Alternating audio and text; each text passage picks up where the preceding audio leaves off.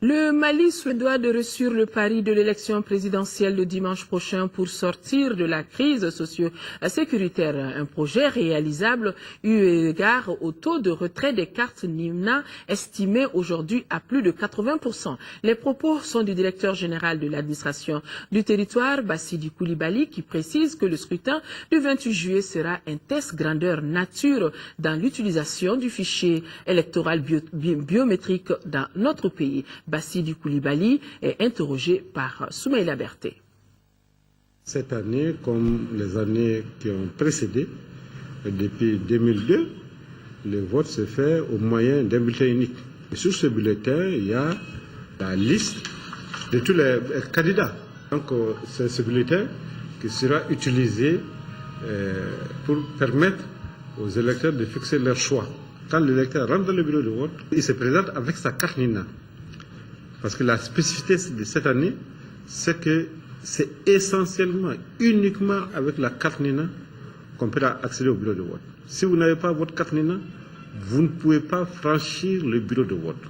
Avec la carte NINA, on vérifie effectivement si c'est vous-même qui représentez cette carte-là, avec votre numéro de NINA, surtout avec votre photo.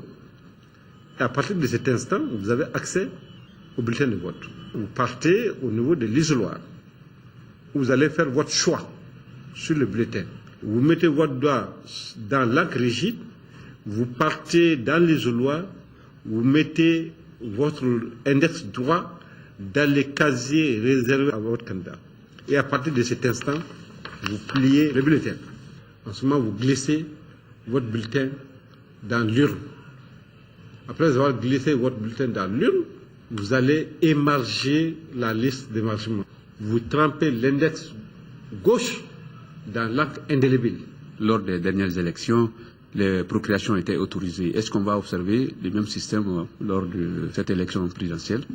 La nouvelle loi électorale stipule que peuvent avoir usé de la procréation les éléments des forces armées qui sont sur le théâtre d'opération, les membres de la CENI qui sont en mission, les agents électoraux, c'est-à-dire les présidents du bureau de vote et les assesseurs, les délégués des candidats.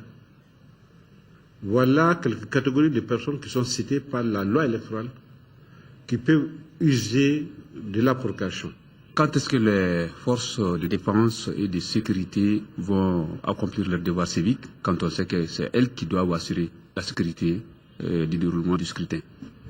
Un élément des forces armées qui se trouve aujourd'hui sur le théâtre d'opération, un militaire qui se trouve à Tessalit, ou à Abibara, ou à Gao, ou à Tombouctou, il a une mission. Il va au niveau du sous-préfet de Tombouctou, ou au niveau du sous-préfet de Gao, ou du sous-préfet de Tessalit, pour prendre une provocation à ce niveau-là. En allant tout juste au niveau du sous-préfet, enlever le document, le remplir, le faire signer par le sous-préfet. Les plus hautes autorités l'ont expliqué plusieurs fois. Tout le monde sait que c'est une élection particulière parce qu'elle va consacrer la sortie de crise. Tout le monde, ou la quasi-totalité des électeurs ont enlevé les cartes NINA, 80 à 90%. Donc nous présumons qu'il y aura un fort taux de participation.